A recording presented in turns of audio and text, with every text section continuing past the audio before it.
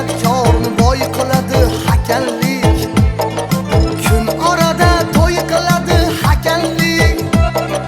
San'atkorni boy qiladi hakamlik.